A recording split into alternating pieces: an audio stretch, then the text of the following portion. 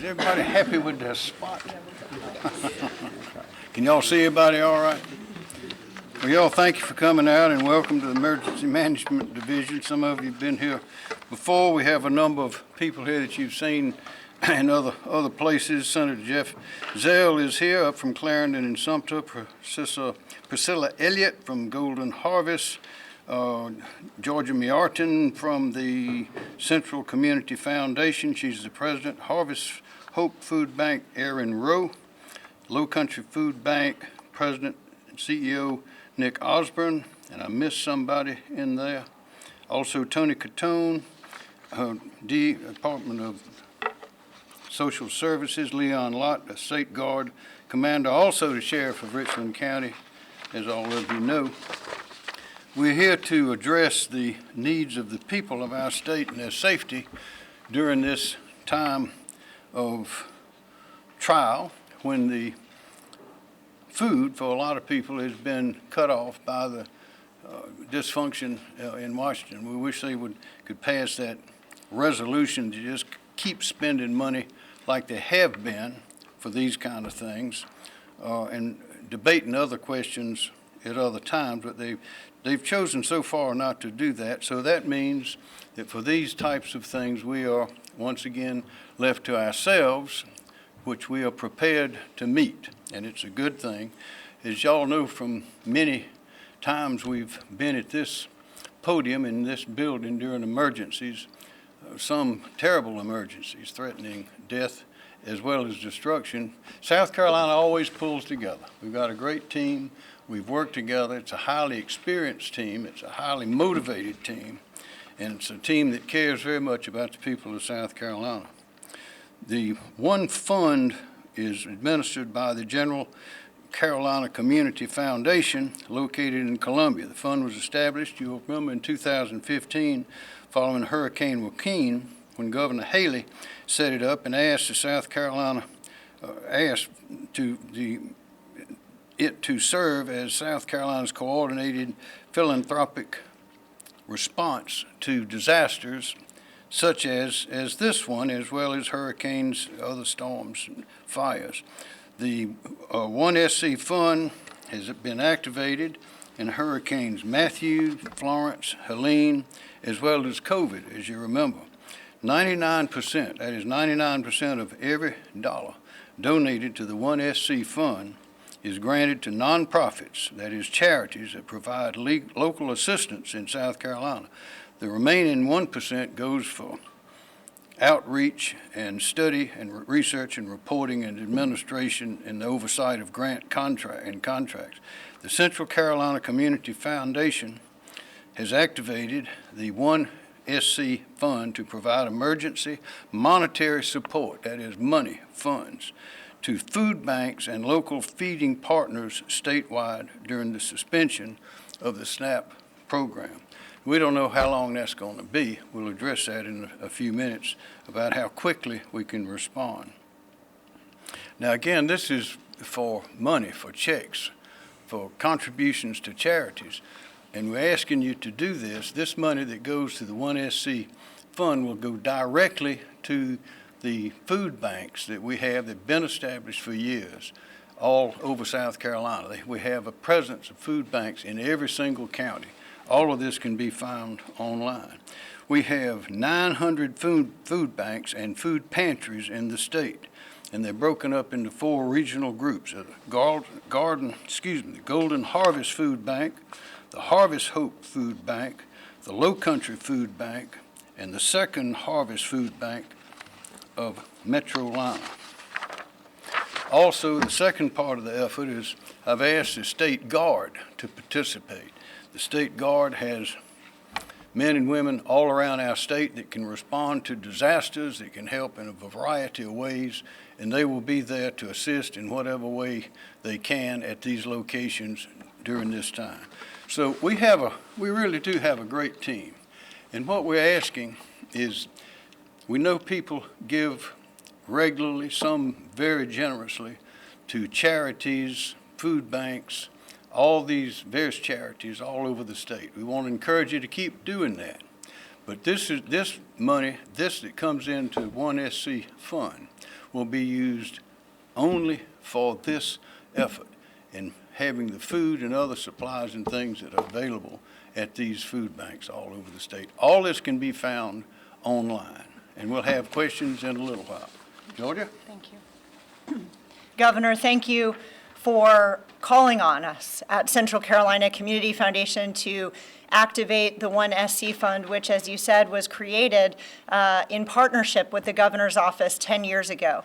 I do want to say very clearly that South Carolinians know how to help their neighbors in times of crisis. Most recently, we saw that with Hurricane Helene. That was the largest activation of the One SC Fund. As context, that raised over $6 million. I want to say that today because we need people to step up and give in ways that they have never given before. We need our corporate partners and other foundations, Philanthropy, to come together in a unified way to make sure that 550,000 people in this state who will not have access to their food benefits on November 1st have the food resources they need when they turn to their local food pantries and food ministries and food banks.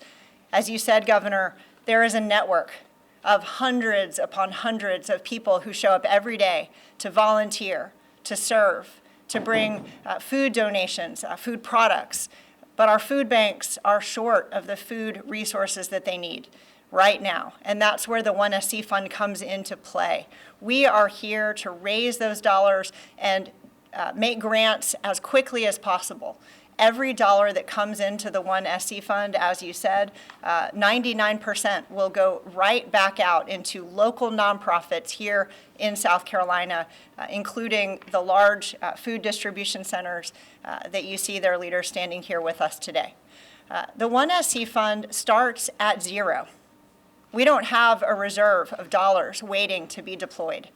Today, we are opening this fund so that you can give. We're opening it because the need is great, and we urge you to go to onescfund.org. You can make a cash contribution, mail in a check, give by credit card, or contact us if you'd like to make a gift in another way.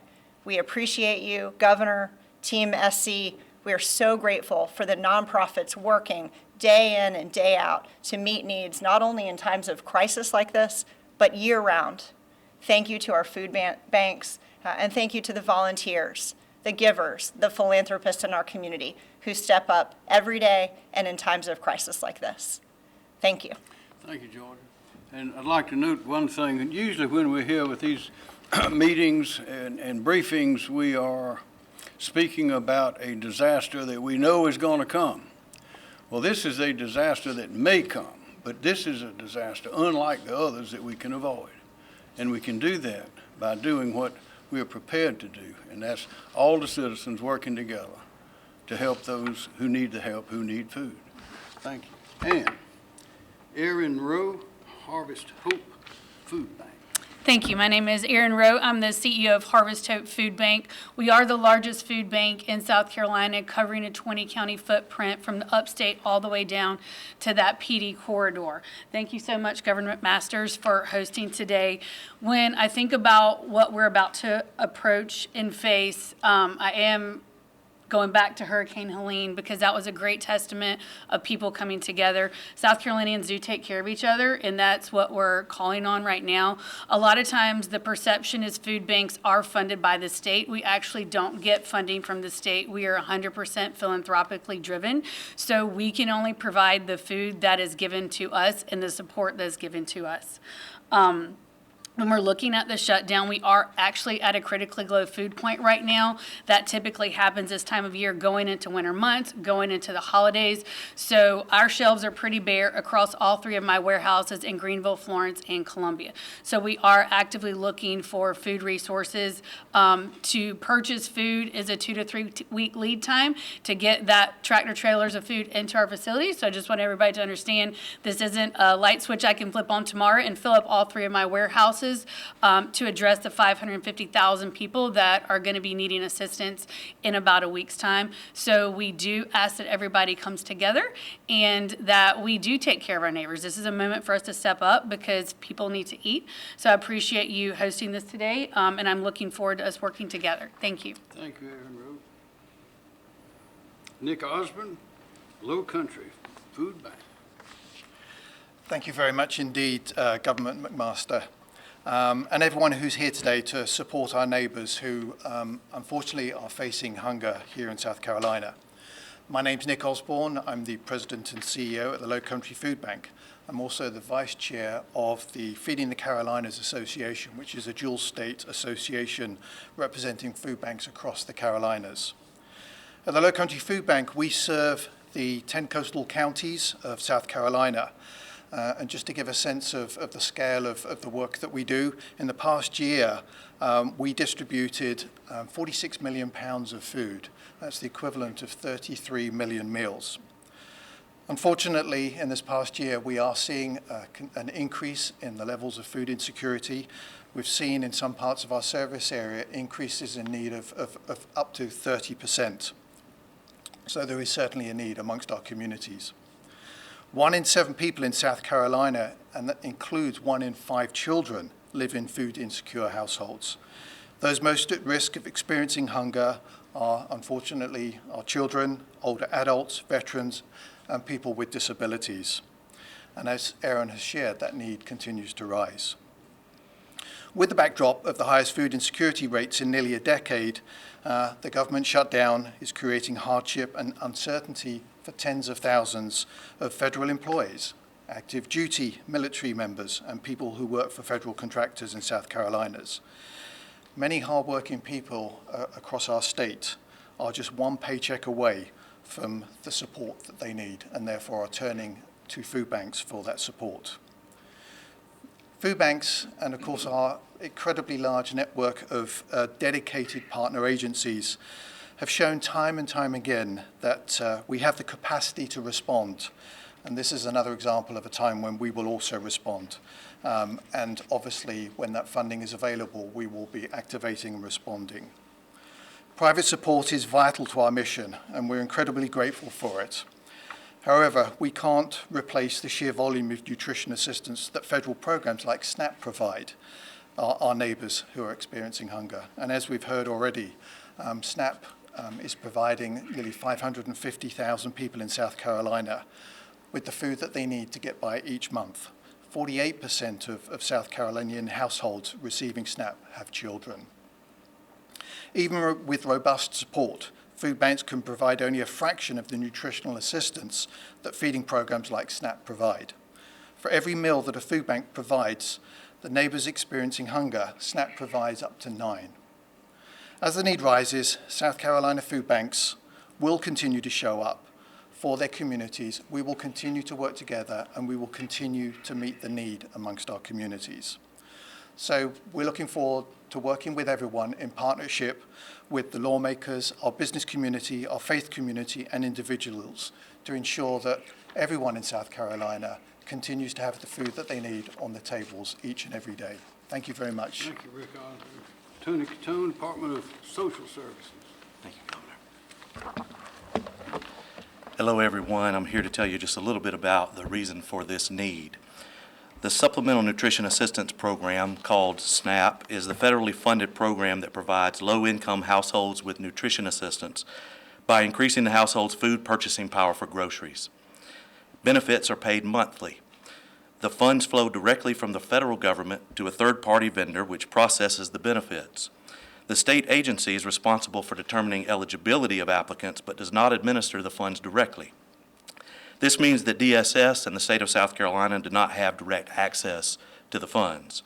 As many know already, the federal agency that governs SNAP, the USDA, has suspended November 2025 SNAP benefit allotments until further notice.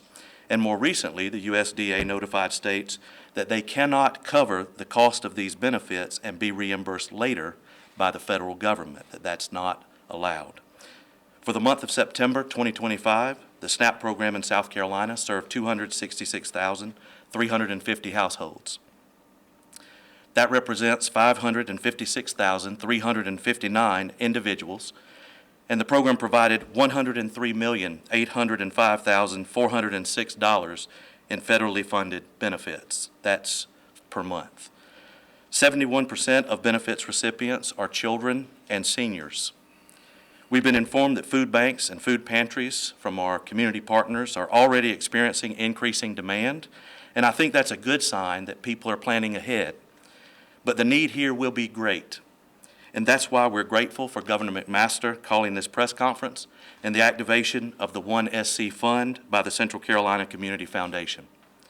The people of South Carolina are a caring people who know how to love their neighbor.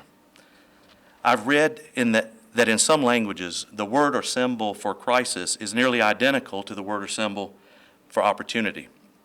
Our community has the opportunity here to stand in the gap for our neighbors and share with one another as we see needs. My prayer is that we will not let this opportunity to make a difference in the lives of others pass us by. And I believe in the spirit of unity among our people in South Carolina. That spirit can meet this need. Thank you, Governor. Thanks, sir. Tony Catone. Sheriff Lott, Leon Lott, Commander of the State Guard. Thank you. The governor has directed the State Guard to be part of this effort. This is a challenge, but when there's a challenge, we also have opportunities. And this is an opportunity for all of us to work together to take care of those in our state who need our help. You just heard that the majority of these people are kids and senior citizens. That's the two groups that we really need to always focus on. The State Guard is over 400 men and women who wear this uniform, who love this state, but also care for every citizen here. What we've been directed by the governor to do is assist in these operations. As these tractor trailers come into these different food banks, we'll have soldiers there ready and able to unload the trucks. But we also will be there as a show of force with our local law enforcement agencies to make sure that everything's done in a safe and orderly way. We don't want anybody to try to take advantage of this challenge that we've got, and we're going to make sure that those in uniform are there to take care of that. But this is an opportunity for South Carolina to stand tall. We've done it in the past, and we'll continue to do it. This is another opportunity for South Carolinians to take care of South Carolinians, and we can do it. Your State Guard is trained and ready for operations like this, and we're going to be out there in full force supporting the governor's efforts and everybody up here, and all those that are listening and watching, the volunteers and those who want to help. We're ready to help. We need your help. This is a time for all of us to stand together as one South Carolina. But your State Guard is trained and ready, and we'll be there to assist. Thank you. Thank you, Commander and Sheriff. Well, you see what we're facing, and again, I think this is a real opportunity, and the real good news in it is that if the Congress does not pass a authorization, then we are ready. We don't have to hurry and get ready. We stay ready. We stay ready for hurricanes. A lot of states don't have hurricanes. Of course, they don't have oceans, so they don't have the kind of networks that we have. And I think most states probably are not as deeply related to each other as we are in South Carolina. Everybody's got cousins everywhere and friends for lifetimes because we don't move much. If we're born here, we typically stay here. So those things give us a big advantage. But this is a time, as Rick Osmond said, that they usually on regular days they give out maybe one meal for every 9 that the SNAP program would cover. Well, what that means is this is not a time to make a regular donation. This is not a time for regular help. This is time for something extraordinary. This is a time where if you gave $1 to the 1SC fund in an earlier time, of course, always give more. But if you gave, say to a charity, if you gave $1, this would be a time to give 10. So these food banks, they're in every single county, 46 counties. The State Guard is all over the state. We have a great network, but what we must have is volunteers and money. We have to have those two things in order to do the job. But I'm confident that we can do it. Does anyone have a question they'd like to ask anybody here? Yes, sir. I have a question for you, Governor. Obviously, yesterday, Representative Hamilton Grant sent a letter to you about declaring a state of emergency. Do you plan on declaring a state of emergency due to these expiring SNAP benefits? No, even if I did declare state of emergency, assuming that emergency exists, you have to meet certain criteria for that. This is certainly something that we're very worried about at this point. But that would only mean that there's no money, there's no pots of money that state of emergency declaration would open up. We don't have any for this. We don't have any for food. And the other alternative would be for the legislature to come back in. Well, since they are technically still in session, the way the sine die resolution works, I can't call them back in, and they would have to call themselves back in. But in that event, they'd have to appropriate money for food, because there's nothing out there for, even under an emergency declaration by me, that addresses food. So that's a long, tedious process that may produce nothing. So the best thing we have, and we're lucky to have it, because we've been through real crises before, we can avoid this one. We can avert this one by doing what has been requested here of our people. Everybody knows something, and I want to say this. People, we saw it in Hurricane Helene when we had all the different agencies, including some of the federal agencies. There were people that we noticed that seemed to be a little bit shy about asking for help here or there.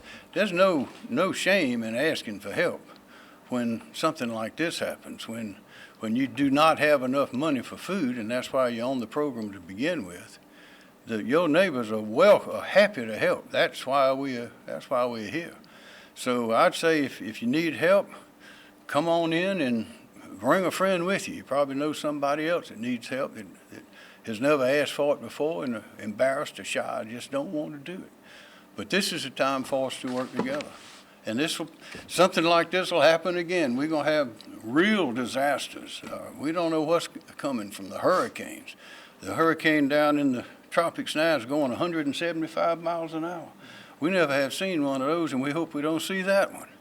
But we've seen real disasters. This is something we can avoid. This is something that we can take care of ourselves without depending on anyone else. And that's a great thing. Another question. Governor McMaster, we're hearing this plea for South Carolina residents to step up and give. How is the South Carolina government itself going to step up? Well, there are very few mechanisms that we have other than the agencies that are already in place. But we have no agency that gives out food. This is that's what the SNAP program was there for, is there for. And we can put ourselves into that position right now by what we're doing today. Governor, typically when you're standing up there, it's a disaster that we can't avoid. It's a hurricane that we can't deflect or move. This thing, there seems like there's at least 3, 4, 5 different ways you could avoid this. Is it frustrating that no one's taking the initiative to try to avert this crisis? Well, we have to deal the cards that we're dealt, and they're frozen in Washington right now, so we're doing it ourselves. And fortunately, we have the ability, we have the assets. All it takes is the will to do it. Yes, sir.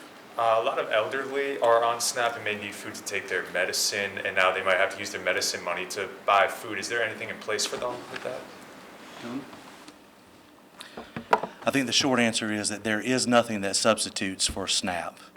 That is the federally funded program that is designed to provide for this food need, and so there really isn't a ready substitute that exists. For Aaron or Nick, both of y'all have mentioned, including this morning, but repeatedly, there is no way food banks can totally make up and fill this gap that SNAP could potentially leave by the end of this week. Is there anything else you want to see the state do or you want to see done in general short of congressional action to avert this crisis? I'll take that. It's just a matter of math, honestly. $100 million per month is not something that we've ever seen Philanthropy raise in a week. So it's a matter of having money to buy food. We will buy it as fast as we possibly can with the money that's given to us. But once again, we're limited by the amount of donations that we receive. It is going to take a statewide effort that is bigger than a philanthropy effort to fill in this gap that SNAP is leaving right now because of the sheer volume. Like, it's just, we are not logistically made to address the sheer volume of need that's about to happen. Let me add this. There are a lot of ways without going through an official program or a charity, and that's just helping your neighbor. If you know somebody that needs help, go buy a basket of food and leave it on the front doorstep. Maybe put it up high so the dogs won't get it, but leave something for them. There are 1,000 ways that you can help without going through a program. But this is a program. This 1SC is specifically designed for this kind of thing and the network that has been built up over the years. So this is a perfect way to do it. And we just ask everybody to think about it and be generous. More questions? Did somebody else have an answer? I got a broader logistics question. So I know that we mentioned that we have something like 900 food banks throughout the state, but the benefit of SNAP is that it follows the money where people tend to go. And I'm sure some of the food banks are probably concentrated in some areas versus others. Do we know areas that are particularly vulnerable and any plans to address gaps there for people who can't get around? So I'll share that if you go to onescfund.org, there are resources linked, including a map of the 900 distribution sites. It's really important to note, exactly as you said, that there are high concentration areas and then there are areas that are distant from where people are living and are in need.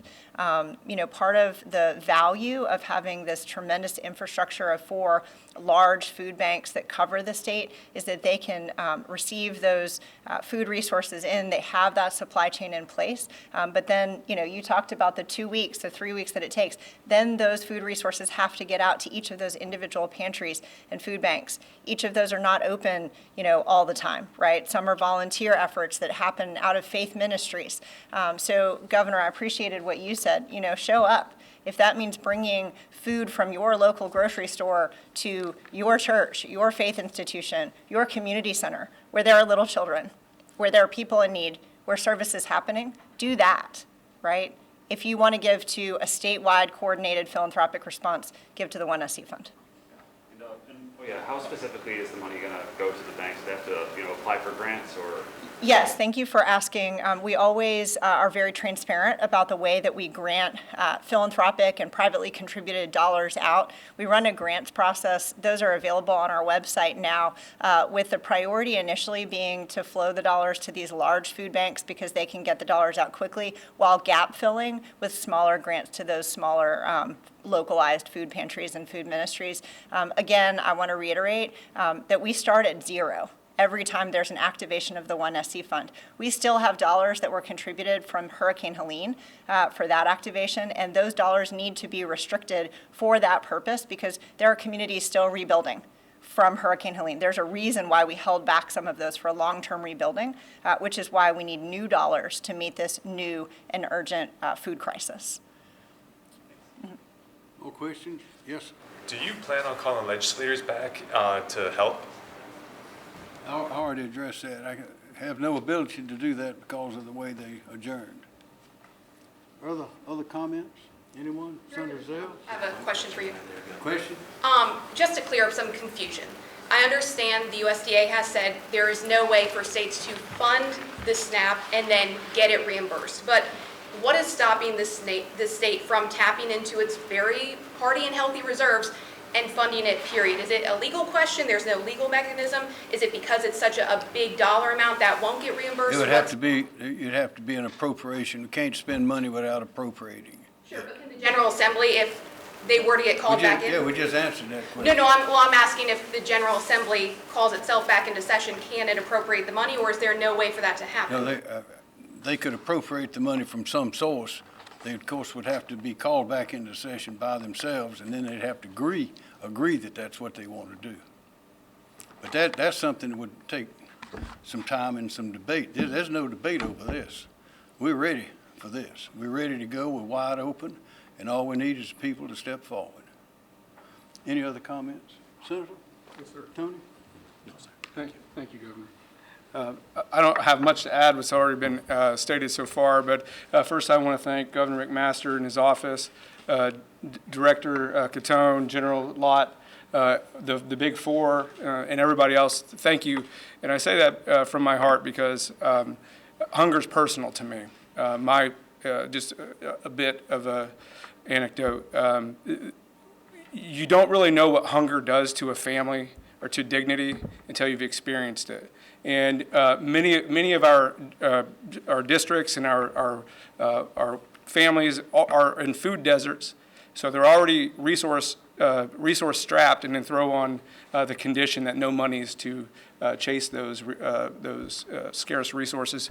We're finding ourselves in what could be a very big problem. So I think leadership like this, organization, relationships like this is how we deal with it. I think it highlights the fact that, we are very dependent on the federal government, and for something as simple as eating, daily sustenance for our folks.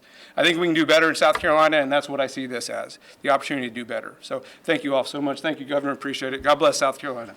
Thank you very much.